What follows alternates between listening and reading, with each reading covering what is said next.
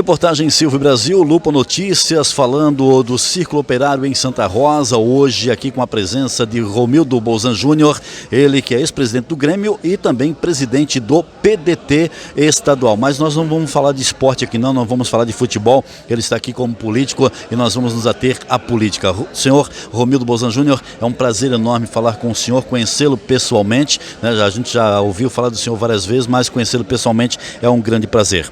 Vamos falar da política. Primeiro, o PDT. Como está o PDT hoje em nível estadual? O PDT que faz parte do governo de Eduardo Leite, né? O PDT que em alguns anos atrás foi bastante protagonista, de repente o PDT parece que se aquietou um pouco. Falo isso tendo experiência inclusive em Santa Rosa também que aconteceu. O senhor como presidente estadual da sigla PDT, que sempre teve, né, na sua imagem a garra e a luta política de Leonel de Moura Brizola. Como está o PDT hoje, Romildo Bolzan Júnior, o senhor sendo presidente estadual? Olha, obrigado pela oportunidade da conversa. Quero te dizer que o PDT, por incrível que pareça, é um partido que tem as suas contradições.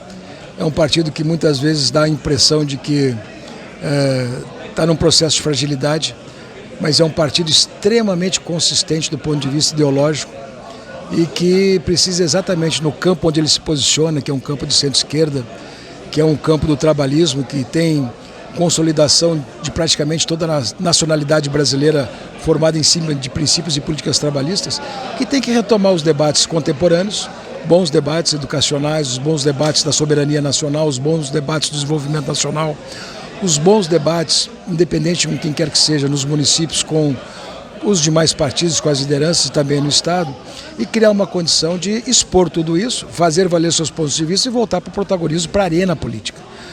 Mesmo assim, com todas as nossas dificuldades e contradições, nós somos o terceiro partido do Estado. Nós temos 770 vereadores, nós temos 70 prefeitos, 70 vice-prefeitos, temos uma estrutura consolidada de organização municipal administrativa em praticamente todos os municípios gaúchos, temos companheiros em todos os municípios, ou seja, onde tu chega tu vai encontrar um companheiro do PDT, e nós estamos nesse momento exatamente reativando, ou então estimulando toda esta estrutura a funcionar.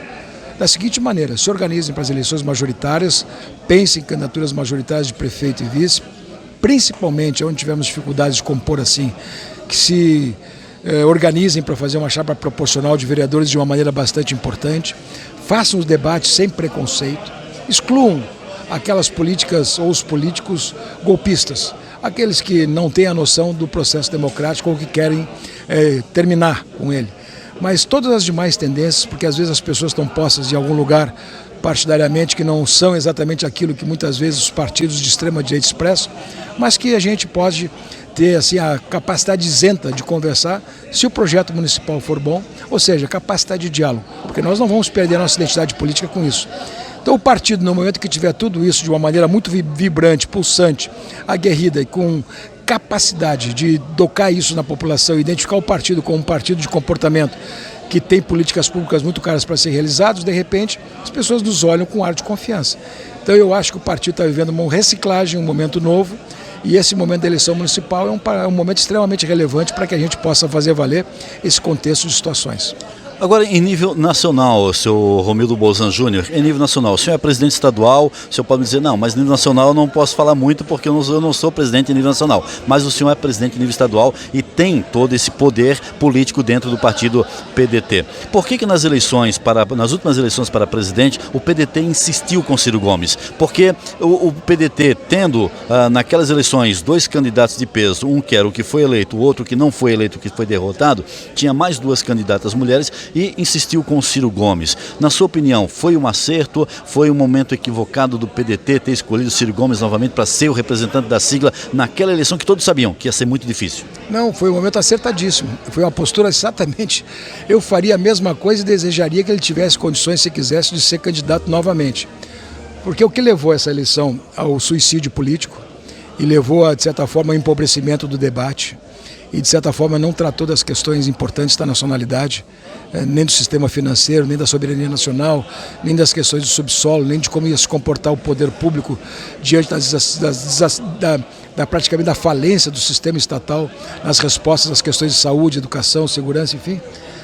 Acho que isso tudo ficou de lado para fazer o seguinte: eu vou votar no Bolsonaro ou vou votar no Lula. E esse debate foi estimulado pelo Bolsonaro e pelo Lula, e por seus partidos e por seus aliados. O Ciro Gomes foi a voz dissonante, a voz que procurou debater um programa partidário, uma ideia de Brasil, uma ideia de país, uma intervenção clara em todos os sistemas, não excluiu ninguém. Tu tinha proposta para o sistema financeiro, tu tinha proposta para o sistema agrário, tu tinha proposta para o sistema educacional, tu tinha para a segurança pública, nas relações internacionais. No programa do Ciro, tu podia escolher o que tu quisesse debater, que tinham apontamentos de como fazer. E ele sabe como fazer. O que aconteceu com o seu esvaziamento levou exatamente para aquele conceito. Olha, o momento não é, talvez, discutir programas muito extensos de governo ou programas de nacionalidade de país. O problema todo está na defesa da democracia.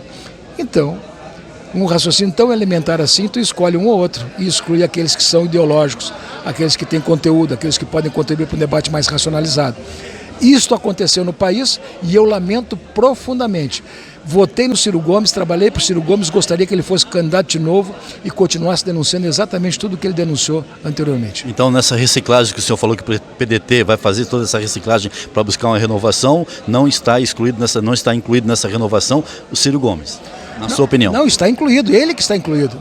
Eu lamento que ele esteja um pouquinho fora do contexto, fora do jogo. Eu lamento que ele não esteja dando palpite, eu lamento que ele não esteja ativo. Ele está com ativismo político, mas não no nível que eu desejava. Eu gostaria que ele tivesse muito mais formulador, que ele tivesse aqui atuando em todas as frentes, inclusive na questão interna do partido, para que ele dissesse exatamente tudo aquilo que, para mim, o que ele me diz me soa bem, me entra bem e diz exatamente o que eu penso como do ponto de vista político de uma questão programática. Bom, aqui em Santa Rosa agora, vamos falar do local para a gente encerrar. Aqui em Santa Rosa temos aí o Antônio de Paula como presidente municipal. O PDT nas últimas eleições, ele não tem sido nem coadjuvante, ele tem sido apenas um elenco de apoio, tá? Estou falando isso porque eu sou ator, então a gente baliza nessa situação. É um elenco de apoio, não foi nem coadjuvante, protagonista muito menos. O Antônio de Paula agora quer um PDT protagonista nas próximas eleições municipais, tanto na majoritária quanto na proporcional. Aqui em Santa Rosa se vive uma grande divisão de direita e esquerda. Inclusive, houve uma movimentação muito forte da direita para derrotar a esquerda nas eleições de 2020 para prefeito, na qual o PDT também estava apoiando o Partido dos Trabalhadores aqui, também apoiava.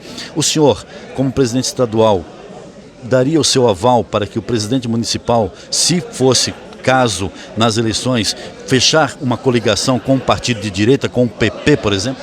Olha, eu vou te dizer uma coisa, eu não defendo candidaturas dali ou daqui ou dos outros, eu defendo o meu partido. O meu partido, para mim, tem que fazer um projeto. Em primeiro lugar, vamos posicionar a região, a micro-região aqui desta zona. O PDT aqui tem uma participação importante, tem 6 prefeitos. Tem vice-prefeitos, tem bastante vereadores. Então, nos municípios do entorno, dos 20 municípios que estarão presentes nessa reunião hoje aqui, o PDT tem uma representatividade importante, terá candidaturas a prefeito em 12 municípios, mais 3 ou 4 candidaturas a vice-prefeito e chapas completas de vereadores. Então, no protagonismo regional, o PDT vai estar consolidado. Aqui em Santa Rosa, a gente não tem que estar pensando sair de uma situação bastante fragilizada para uma situação de mera disputa. Não. Nosso projeto aqui em Santa Rosa tem que ser o seguinte, olha, nós não devemos fazer nenhuma situação de estar ali ou aqui por conta disso, por conta daquilo, por causa do cargo, por causa daquilo. Nós temos que simplesmente fazer um projeto partidário para renascer. Renascer significa eleger vereadores, significa criar uma condição de fazer uma bancada forte, uma condição de disputar para eleger 1 ou 2 vereadores, para ter uma expressão política, para ter uma voz política, para ter um acesso político, para ter uma representatividade e, de certa forma, um discurso parlamentar oficial lá. Não é só um partido que não tem braço parlamentar muitas vezes acaba ficando com uma extrema dificuldade. Então o nosso momento político aqui, na minha forma de ver, não conversei com o Antônio e tal, mas eu gostaria de ver um partido que jogasse toda a sua energia política, toda a sua força política na nominata de vereadores. E ali então pudesse ter condições de eleger 1 ou 2 vereadores, de modo que nós pudéssemos voltar para o cenário. Eu faria isso. Se me perguntarem no debate com o partido aqui em Santa Rosa o que deveria fazer, eu vou dizer isto, basicamente das questões que dizem respeito à prefeitura, que nós tenhamos o cuidado enorme de estarmos num campo de centro-esquerda, de estarmos num campo que a gente possa contribuir de uma maneira ideológica mais nítida. Mas eu não me preocuparia tanto com isso nesse momento, olhando em termos de estruturação partidária. Me preocuparia com a nominata de vereadores. A Brizola continua sendo a figura, né, que o partido vem trazendo, e também os filiados falam isso: eu sou brizolista, sou PDT, sou brizolista. Até que ponto o Brizola continua vivo dentro do PDT, Romildo Bolzan Júnior? Quem viveu e quem vive e quem estuda o Brizola sabe perfeitamente que ele talvez seja um dos políticos, embora morto em 2004, dos mais atuais. Há 20 anos, o Brizola, talvez, se tu pegar um discurso dele de 20 anos atrás, de 30 anos atrás, tu vai verificar que ele era um político extremamente lúcido, com conceitos muito claros e que, portanto, seu discurso é atual, muito atual.